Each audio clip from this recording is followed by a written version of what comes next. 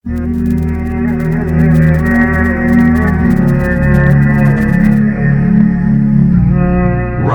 Hidayat, subscribe our channel.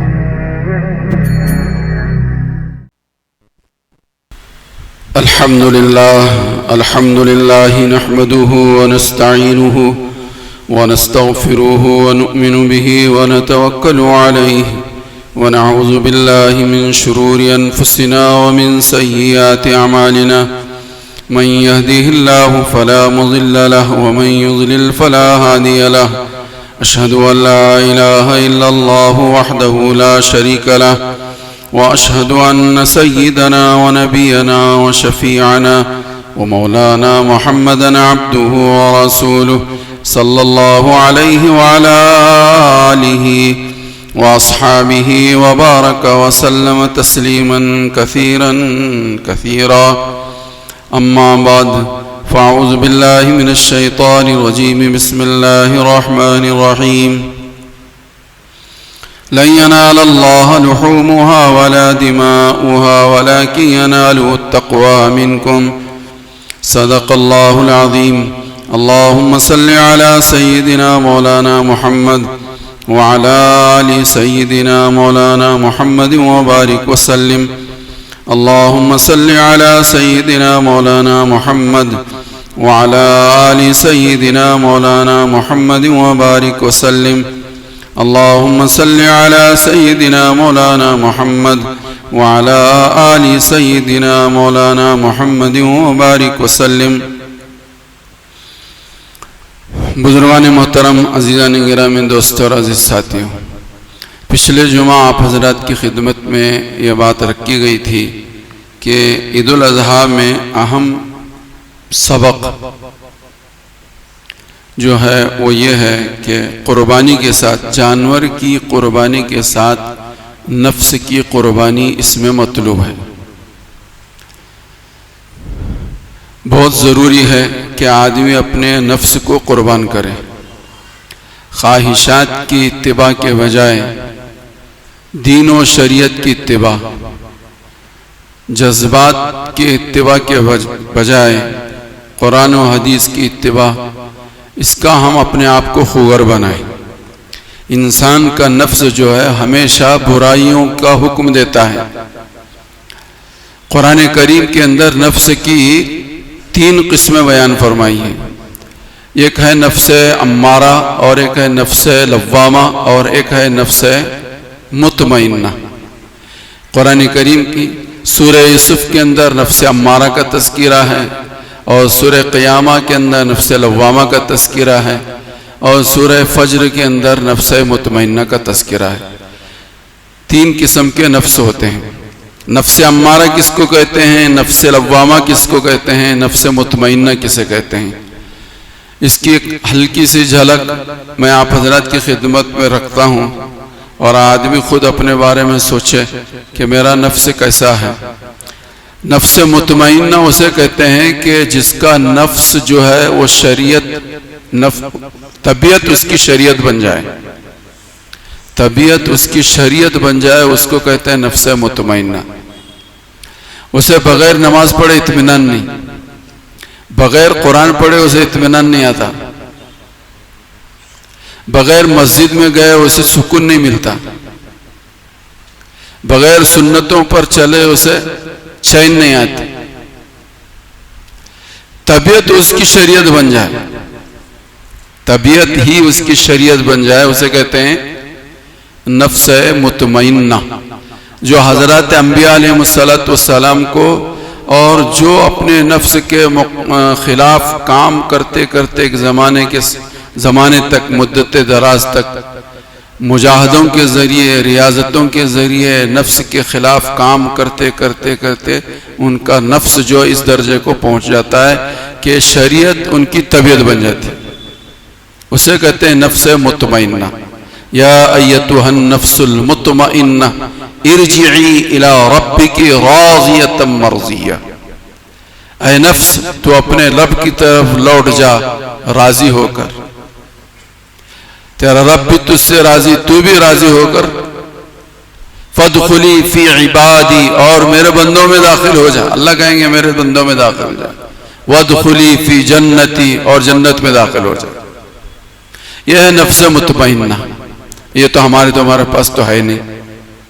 ہماری تمہاری ہر ایک کی طبیعت ٹی وی دیکھنے کو کرتی ہے، اور غلط چیزوں کو دیکھنے کو کرتی ہے. غلط چیزوں کے سننے میں ہماری آپ کی طبیعت لگتی ہے. غلط بولنے میں ہماری زبانیں چلتی ہیں. غلط جگہوں پہ جانے کے لیے ہمارے قدم اٹھتے ہیں. غلط کاموں کے لیے ہمارے ہاتھ چلتے ہیں. یہ ساری چیزیں ہیں ہمارے اندر. تو ہمارا نفس جو ہے نفس مطمئنہ نہیں ہے. طبیعت ہم شریعت نہیں بنی تو نفس مطمئنہ نہیں ہے. وہ نفس مطمئنہ نہیں ہے. اللہ کرے کہ ہم سب کو موت سے پہلے نفس مطمئنہ عطا فرمائے. نفس لوامہ کسے کہتے ہیں؟ کہ گناہ کے کام کرنے کو طبیعت کرتی ہے، لیکن پھر اللہ کا خوف اس کے سامنے آتا ہے اور طبیعت کے چاہنے کے باوجود وہ رکتا ہے.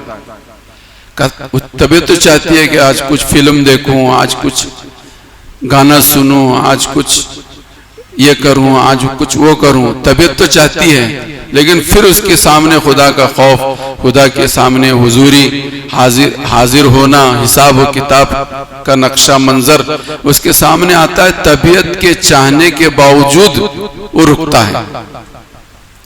یا یہ کہ بشری تقاضے کے پیش نظر وہ کچھ کرتا ہے. طبیعت میں آئی، نفس کو سمجھا لیکن نہیں سمجھا، پھر بھی نفس نے قدم اٹھایا اور اس نے غلط کام کر لیا. تو غلط کام کے کرنے کے بعد وہ نادم ہے، اللہ نہیں کرنا تھا، میں نے کیا، معاف کر، بہت میں شرمندہ ہوں، بڑا میں شرمسار ہوں، اپنے آپ کو ملامت کر رہا ہے. تو کہتے ہیں کہ یہ نفس لوامہ ہے. یہ نفس لوامہ ہے. اور نفس امارہ غلط کام کرنے کو طبیعت کرتی ہے، غلط کام کرتا ہے اور خوش ہوتا ہے، بہت سکون ملتا ہے اس کو. غلط کام کے کرنے کو طبیعت کرتی ہے، وہ غلط کام کرنے کے لیے آمادہ ہوتا ہے، غلط کام کرتا ہے اور اس کی طبیعت کو فرحت ملتی ہے، سرور ملتا ہے، خوشی ملتی ہے، اور اسی خوشی میں وہ مست رہتا ہے.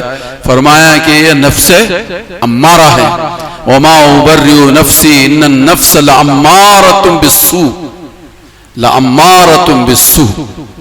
میرا نفس کیسا ہے، آپ کا نفس کیسا ہے؟ آپ جھانک کر دیکھیں، میں خود جھانک کر دیکھوں کہ ہمارا نفس کیسا ہے، ہمارا آپ کا نفس کیسا ہے. تو میرے بھائیوں، بزرگوں، دوستو، عید الاضحیٰ کا سب سے اہم پیغام یہ ہے کہ آدمی اپنے نفس کو کنٹرول میں رکھنے کی ہر ممکن کوشش کرے، اس کے اوپر قابو پانے کے لیے محنت اور مجاہدہ کرے. محنت اور مجاہدہ کرے کہ حضرت ابراہیم علیہ السلام کسی بھی باپ کی طبیعت نہیں کرتی کہ وہ اپنے بیٹے کو، لخت جگر کو، نور نظر کو اپنے ہاتھوں سے اس کے گلے پر چھری چلائیں. کسی کی بھی طبیعت نہیں کرتی. لیکن حکم خداوندی کو پورا کرنے کے لیے، اللہ کی منشا کو پورا کرنے کے لیے باپ بھی تیار، بیٹا بھی تیار. فلما اسلما وتلہ للجبین، دونوں کے دونوں موتی. باپ ذبح کرنے کو تیار، بیٹا ذبح ہونے کو تیار. اس وقت کیا منظر تھا؟ علماء فقہاء یہ کہتے ہیں، مفسرین یہ کہتے ہیں کہ اس وقت کی منظر کشی کو الفاظ میں منتقل نہیں کیا جا سکتا. الفاظ اس سے بہت ہی دور ہیں.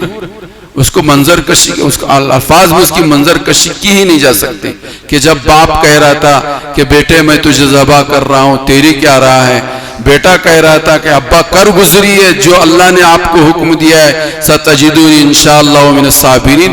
جب باپ بیٹے کی یہ ہم کلامی ہو رہی تھی، اس وقت کیا کیفیت تھی باپ کی اور کیا کیفیت تھی بیٹے کی، اس وقت کے حالات کیا تھے، ان پر کیسی کیفیت طاری تھی، اس کو الفاظ بیان ہی نہیں کر سکتے. الفاظ بیان ہی نہیں کر سکتے. لیکن حکم خداوندی ہے، باپ بیٹے کو ذبح کرنے کو تیار، بیٹا باپ کے ہاتھوں پر ذبح ہونے کو تیار. یہ ہے نفس جب کنٹرول میں ہوتا ہے، خواہشوں کو کے اوپر آدمی کنٹرول کرتا ہے تو پھر آدمی کا نفس اس طرح سے بنتا ہے۔ تو میرے بھائیوں، بزرگوں، دوستوں، یہ نفس کی 3 قسموں کو قرآن کریم نے بیان کیا ہے۔ کسی حدیث میں یا کسی بزرگ کے قول میں نہیں ہے، یہ قرآن کریم نے بیان کیا ہے نفس کی یہ 3 قسمیں۔ حضرت محمد رسول اللہ صلی اللہ علیہ وآلہ وسلم نے صحابہ کو ایک موقع پر مخاطب کر کے فرمایا کہ تمہارا کیا خیال ہے اس رفیق کے بارے میں، اس ساتھی کے بارے میں؟ تمہارا کیا خیال ہے؟ کون سا ساتھی؟ کہ تم اس کا اعزاز و کرام کرو، تم اس کو کھلاؤ پلاؤ، تم اس کو کپڑا پہناؤ تو تمہیں وہ مصیبتوں میں بلاؤں میں مبتلا کرے۔ یہ حضور نے فرمایا کہ تمہارا ایک ساتھی ایسا ہے کہ تم اس کا اکرام کرو گے، تم اس کا احترام کرو گے، تم اسے کھلاؤ گے پلاؤ گے، تم اس کو کپڑا پہناؤ گے تو تم اس کے بدلے میں وہ کیا کرے گا؟ تمہیں بلاؤں میں اور مصیبتوں میں مبتلا کرے گا۔ اور اگر تم اس کی توہین کرو گے، اس کا اکرام نہیں، اس کا احترام نہیں، اس کی پٹائی کرو گے، اس کی دھلائی کرو گے، اس کی توہین کرو گے، اس کو بھوکا اور پیاسا رکھو گے، اسے ننگا رکھو گے تو تمہارے ساتھ بھلائی کرے گا، وہ تمہارے ساتھ بھلائی کرے گا۔ تو صحابہ نے فرمایا یا رسول اللہ، اس سے برا ساتھی تو دنیا میں ہو ہی نہیں سکتا کہ ہم اس کے ساتھ بھلائی کریں وہ ہمارے ساتھ برائی کرے۔ اس سے برا ساتھی تو کوئی دنیا میں ہو ہی نہیں سکتا۔ سرکار نے فرمایا اس ذات کی قسم جس کے قبضے میں میری جان ہے، یہ وہ ساتھی تمہارا، وہ تمہارا نفس ہے، تمہارا نفس ہے جو تمہارے پہلو میں ہے، تمہارے پہلو میں ہے۔ شیطان سے بھی بڑا دشمن کسی انسان کا کوئی ہے تو وہ نفس ہے۔ شیطان کو بھی شیطان بنانے والا شیطان کا نفس ہے۔ شیطان کو جو راہ راست سے ہٹایا، خدا کے حکم کو توڑنے پر آمادہ کیا، اس کے اوپر کوئی دوسرا شیطان نہیں تھا۔ شیطان کے اوپر کوئی دوسرا شیطان نہیں تھا۔ شیطان کو خدا کی حکم عدولی پر کھڑا کرنے والا شیطان کا خود کا اس کا نفس تھا۔ اس کے نفس نے اس کو آمادہ کیا کہ تیرا مرتبہ بہت بڑا ہے، حضرت آدم کا مرتبہ چھوٹا ہے، بڑے مرتبے والا چھوٹے مرتبے کے سامنے جھکے، یہ تو قانون و ضابطے اور عقل اور فہم کے خلاف ہے۔ اس کے نفس نے اس کو یہ سمجھایا، تو اس کے نفس کو شیطان بنانے والا بھی شیطان کا نفس ہے۔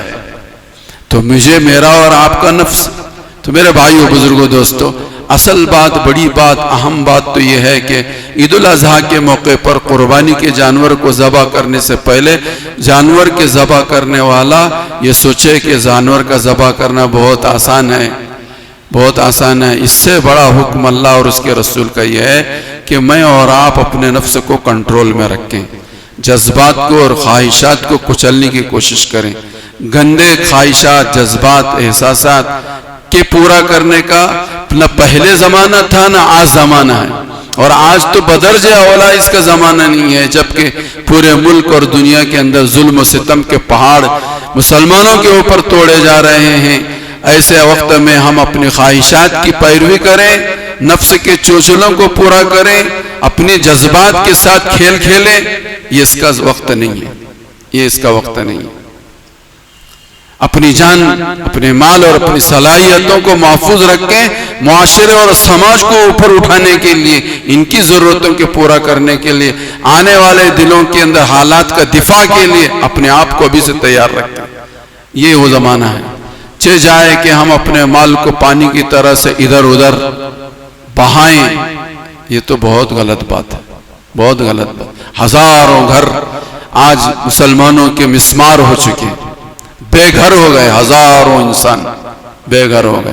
پورے ملک کے طول و عرض میں ایسے بے شمار واقعات روزانہ آپ سن رہے ہیں، بلڈوزر پر بلڈوزر چل رہے ہیں اور لوگ گھر سے بے گھر ہو رہے ہیں، اور گھر سے بے گھر تو وہ تو ہے ہی ہے، مسجدوں کو مسمار کیا جا رہا ہے اور قبرستانوں کے ساتھ یہ معاملہ ہو رہا ہے۔ ایسے زمانے میں میں اور آپ اپنی خواہشات کی اتباع کریں، یہ تو بالکل ہی عقل سے پیدل ہونے کی بات ہے۔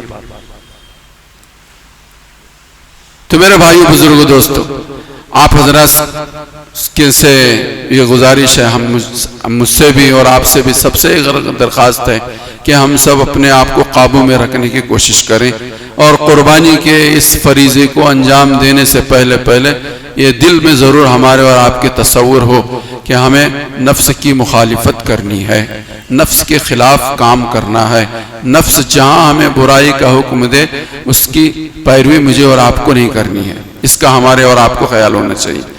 قربانی کے سلسلے میں قربانی کے جانور کی کیسے ہونا چاہیے، قربانی کیسے کرنا چاہیے، تقسیم کیسے ہونے چاہیے، کھال کا کیا کرنا چاہیے، ہڈیوں کا کیا کرنا چاہیے وغیرہ ذالک، ان ساری باتوں کے سلسلے میں ہر بقرہ عید سے پہلے آپ حضرات کے سامنے کچھ باتیں گوش و گزار کی جاتی ہیں، کچھ باتیں آپ لوگ بھی پوچھتے رہتے ہیں۔ اللہ پاک ہم سب کو شریعت کے دائرے میں رہتے ہوئے ہر کام کو انجام دینے کی توفیق عطا فرمائے۔ بڑا جانور 2 سال سے بڑا ہونا چاہیے اور چھوٹا جانور 1 سال سے اوپر کا ہونا چاہیے۔ بڑا جانور 2 سال سے اوپر کا ہونا چاہیے اور چھوٹا جانور 1 سال سے اوپر کا ہونا چاہیے۔ دانت ہو نہ ہو اس سے کوئی بحث نہیں ہے۔ جانور 2 سال کے اوپر کا ہے، اگر کسی معتمد علیہ آدمی نے یہ کہہ دیا کہ یہ 2 سال کے اوپر کا ہے، بس وہ 2 سال کے اوپر کا ہے، دکھنے میں نظر آ رہا ہے چھوٹا، لیکن کسی ماہر نے کہہ دیا کہ یہ 2 سال سے اوپر کا ہے، دیکھنے میں نظر آ رہا ہے بہت بڑا، 4-5 سال کا نظر آ رہا ہے، لیکن کہنے والا ماہر یہ کہتا ہے کہ یہ 1 سال کا بھی نہیں ہے، تو 1 سال کا ہے، وہ بڑا جانور قربانی میں صحیح نہیں ہے، وہ قربانی میں صحیح نہیں ہے۔ جانور صحت مند ہونا چاہیے،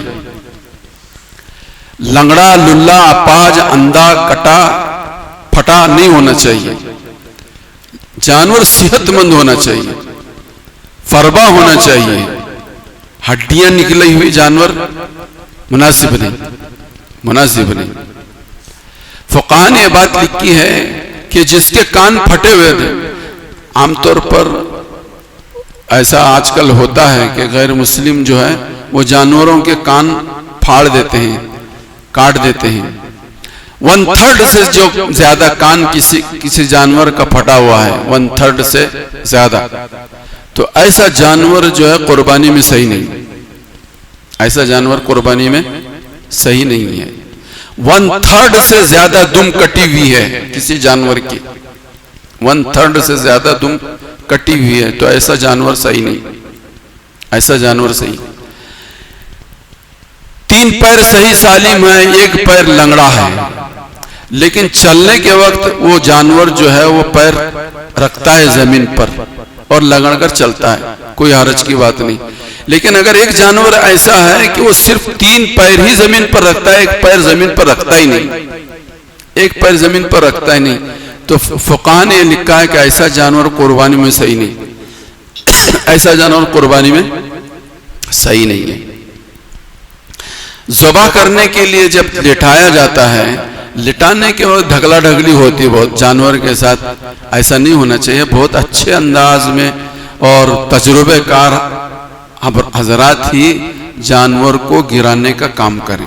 ہما شما جو کرتے ہیں اس میں جانور بھی پریشان ہوتا ہے اور ہم اور آپ بھی پریشان ہوتے ہیں، اور جس میں بسا اوقات ایسا ہوتا ہے کہ گرانے کے وقت اس کی ہڈی وڈی ٹوٹ جاتی ہے۔ تو فقہاء نے لکھا ہے ایسا کرنا تو نہیں چاہیے، لیکن فقہاء نے اجازت دی ہے کہ جانور کو ذبح کرنے کے وقت جو گرایا جاتا ہے اس وقت کسی کا پیر جانور کا اگر کچھ 19-20 ہو گیا، کوئی حرج کی بات نہیں، فوراً اس کو ذبح کر دیا جائے، فوراً اس کو ذبح کر دیا جائے، کوئی حرج کی بات نہیں۔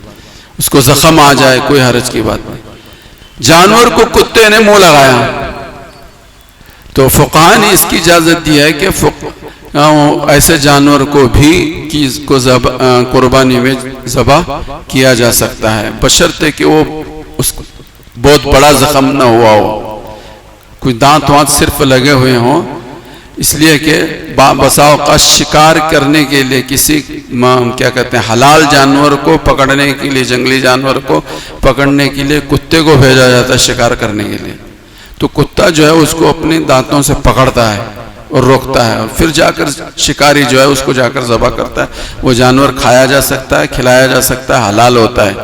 تو ایسے قربانی کے کسی جانور کو کتے نے پکڑ لیا ہے تو کوئی حرج کی بات نہیں ہے، اس جانور کو قربانی میں ذبح کیا جا سکتا ہے. جانور کی ایک آنکھ ہے، ایک دوسری آنکھ نہیں ہے. ایک ہی آنکھ سے دیکھتا ہے، دوسری آنکھ سے دیکھتا نہیں. ایک آنکھ کی روشنائی بینائی ختم ہو گئی ہے. ایسا جانور جائز نہیں ہے. قربانی میں ایسا جانور جائز نہیں ہے. کیسے پرکھیں گے، کیسے جانچیں گے، کیسے؟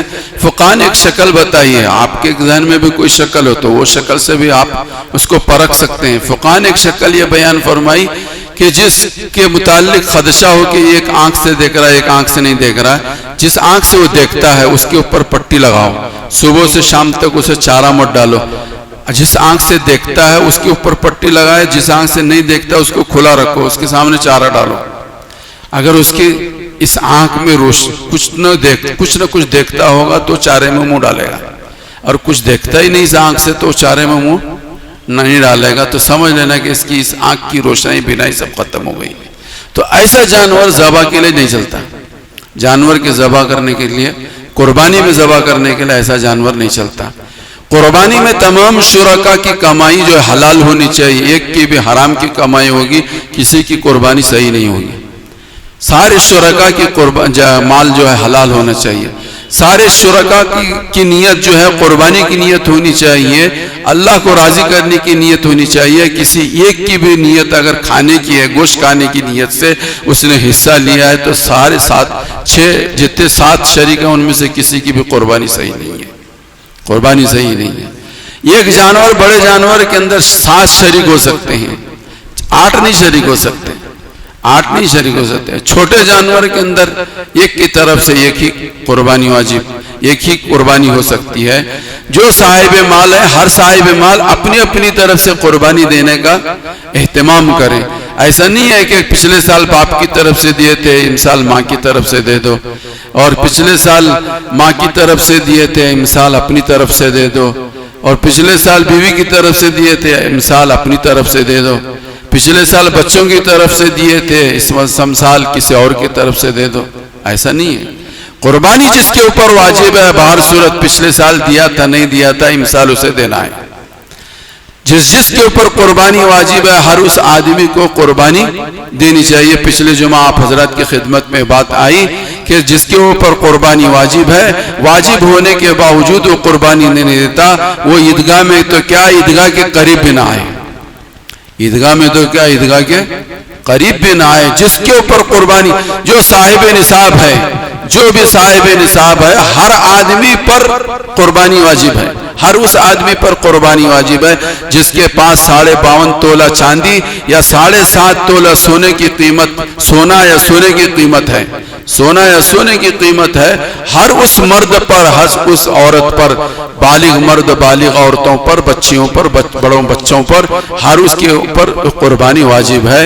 جن کی ملکیت میں، جن کی اپنی پرسنل پراپرٹی اتنی ہے، جس کا خود کا بینک بیلنس اتنا ہے کہ جس کے پاس 52.5 تولہ چاندی خرید سکتا ہے، یا 7.5 تولہ سونا خرید سکتا ہے، یا کچھ سونا اور کچھ چاندی ہے، یا کچھ سونا اور کچھ پیسہ ہے، یا کچھ چاندی اور کچھ پیسہ ہے، لیکن وہ دونوں کو ملا کر کے ایک نصاب بنتا ہے. تو ہر اس مرد و عورت پر قربانی واجب ہے. ہر اس مرد و عورت پر قربانی واجب ہے. باقی یہ ہے کہ تقسیم گوشت کے سلسلے میں آپ کو اختیار ہے. بہتر یہ کہ 3 حصے بنا لیے جائیں، ایک غربا میں، ایک دوستوں اور رشتہ داروں میں، ایک گھر میں. کوئی حرج کی بات نہیں. اور اگر آپ کے گھر میں اتنے لوگ ہیں کہ وہی آپ کا حصہ آپ ہی کے گھر میں ناکافی ہے تو آپ خود کھا لیں. کوئی حرج کی بات نہیں، اجازت ہے. فقہاء نے اس کی اجازت دی ہے.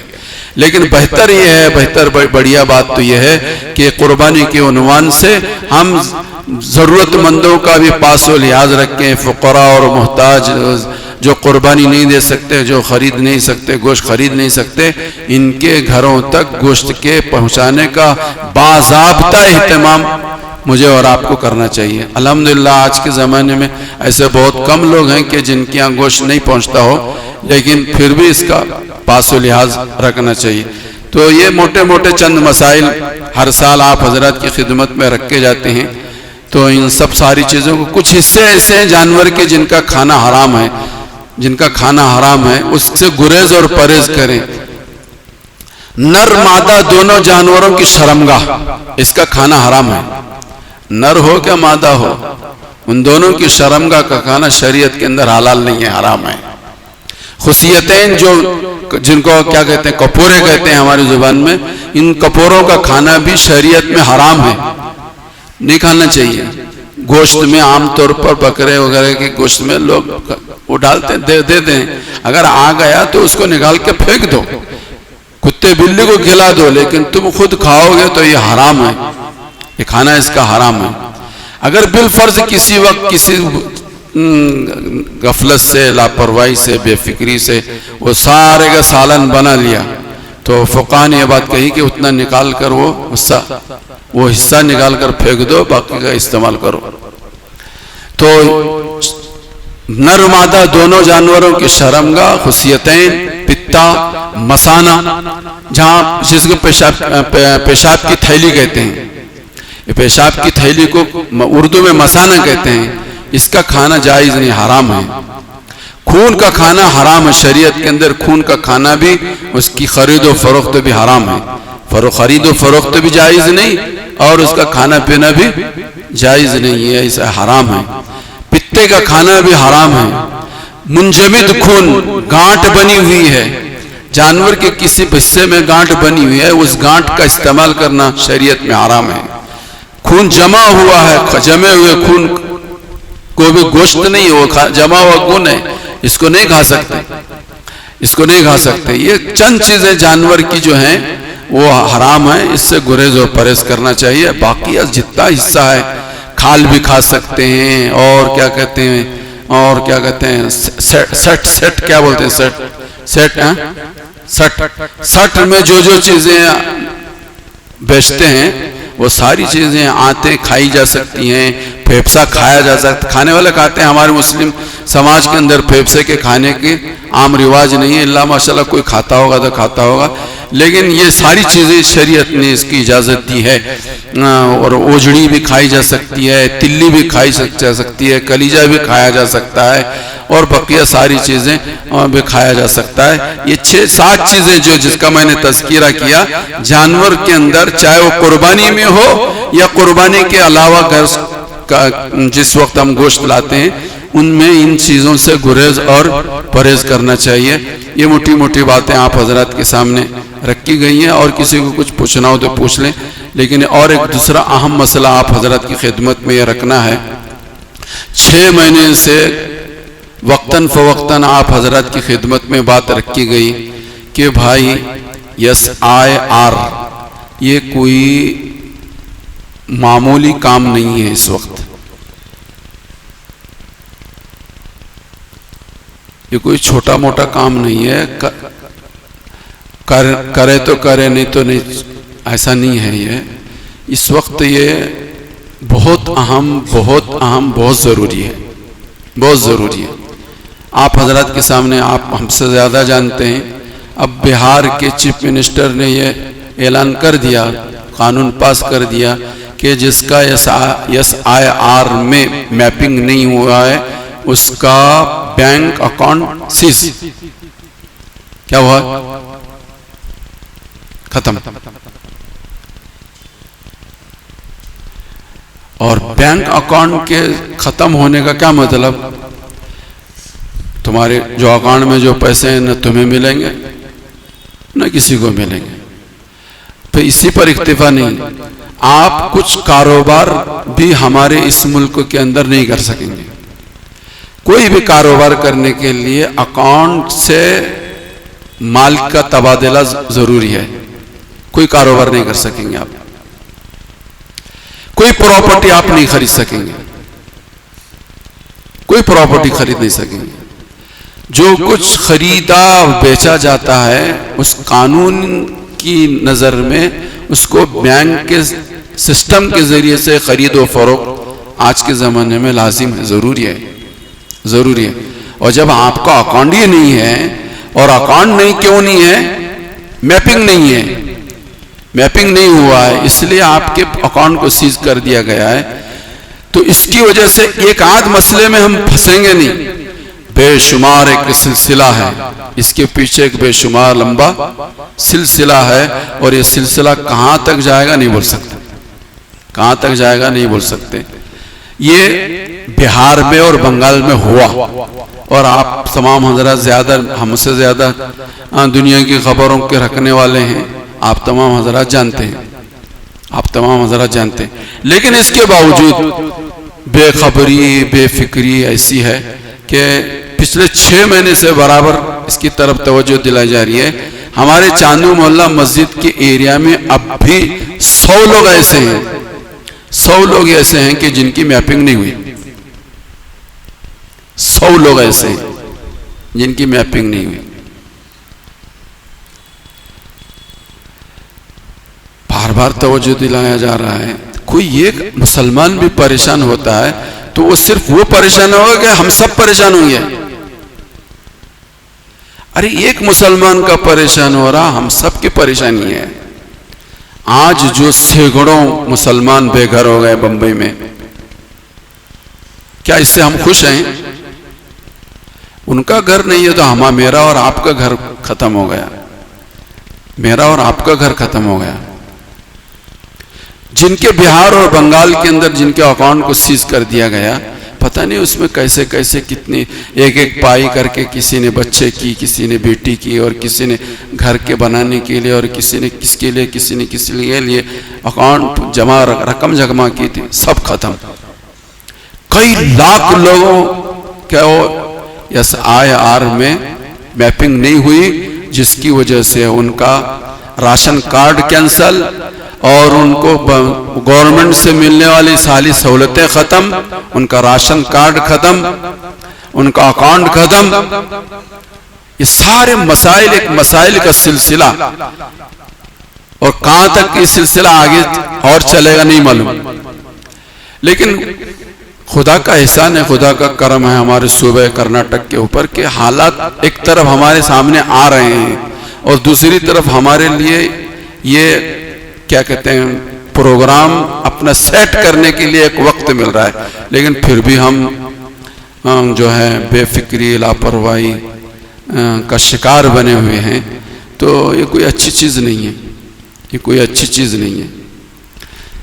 تو ضرورت اس بات کی ہے کہ ابھی بھی ہمارے اس کل سارے وہ شہر کے علماء اور ذمہ داروں کو جوڑا گیا تھا، اب بھی ہمارے اس صرف بیلگام کے ایک حصے کے اندر، 2 حصے ہیں، ایک حصے کے اندر لگ بھگ 20 سے 22 ہزار لوگ، 20 سے 22 ہزار لوگ ایسے ہیں کہ جن کی میپنگ نہیں ہوئی۔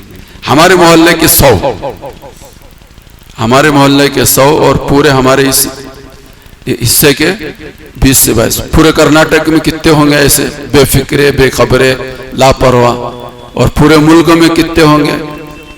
بہار اور بنگال کی رپورٹ تو ہمارے سامنے ہے، لاکھوں کے حساب سے میپنگ نہیں ہوئی، ان کے سب کی جائیدادیں کیا ہوں گی، ان کے اکاؤنٹ کیا ہوں گے، ان کے حالات کیا ہوں گے، یہ تو ہمارے سامنے ہے۔ لیکن اللہ کا کرم ہے، اللہ کا احسان ہے۔ اور اس کے بعد اگر اس موقع پر ہم نے نہیں کیا تو پھر جو ہے ہمیں لگ بھگ 15 سے 18 پہ کیا کہتے ہیں ثبوت فراہم کرنے ہوں گے اپنے آپ کو ہندوستانی ثابت کرنے کے لیے، اور اس کے لیے ایک محدود وقت ہے، 10 دن 15 دن کا ہے۔ 10-15 دن کے اندر اگر ان دنوں میں ہم نے میپنگ نہیں کی تو اپنے ڈاکومنٹس کورٹ میں جمع کرنے ہوں گے، اپنے آپ کو ہندوستانی ثابت کرنا ہوگا، اور اس کے لیے بالکل 10-15 دن کا 1 مہینے کا وقت ہے، کچھ ہے وقت۔ اسی وقت کے درمیان آپ کو اپنا ہندوستانی ہونا ثابت کرنا پڑے گا۔ اس وقت میں آپ نے ثابت نہیں کیا، ہمارا ایک کارڈ نہیں ملتا۔ 15 اور 18 کاغذات ہمیں کہاں سے ملیں گے؟ 2-4 کارڈ بھی ہمارے پاس تمہارے پاس نہیں ہے، تو 15 اور 18 کارڈ ہمیں اور آپ کو کہاں سے ملیں گے؟ بہت آسان شکل صورت اس وقت جو ہے وہ یہ ہے کہ ہر آدمی جو ہے وہ اس بات کی فکر کرے نہ صرف اپنی اور نہ صرف اپنے گھر کی، بلکہ اگل بغل میں رہنے والے رشتہ داروں کو جہاں تک ہمارا یہ پیغام پہنچا سکتے ہیں، آپ اپنے رشتہ داروں کو، آپ اپنے متعلقین کو، آپ اپنی بستی میں رہنے والوں کو اس کی طرف توجہ دلائیں۔ وہاں کے لوگ توجہ دلا رہے ہیں، نہ توجہ دلا رہے ہیں، آپ ان کو توجہ دلائیں کہ بھائی اس کے کرنے میں آپ کو کیا حرج ہے، کیا نقصان ہے، اس میں کوئی پیسہ ویسا مانگا جا رہا ہے، اس کیا مسئلہ ہے، اس میں کسی پڑھے لکھ کے نوجوان کو پکڑ لو، اس کی ترقی معلوم کر لو۔ ماشاءاللہ جگہ جگہ کام کرنے والے کام کر رہے ہیں، محنتیں کر رہے ہیں، کوششیں کر رہے ہیں، لیکن میں بھی ہمارے صابر بھائی سے بھی بات کیا تو بولے کہ جو بالکل سیدھے سادے ان پڑھ قسم کے لوگ ہیں وہ تو بیچارے خوشامد کر رہے ہیں کہ ہمارا میپنگ کراؤ، ہمارا میپنگ۔ جو پڑھے لکھے ہیں، جو اپنے آپ کو کچھ سمجھتے ہیں، ہائی کوالیفائڈ ہیں یا کچھ ان کا بھرم ہے، ان کا کچھ ان کے پاس کچھ ڈگری ہے،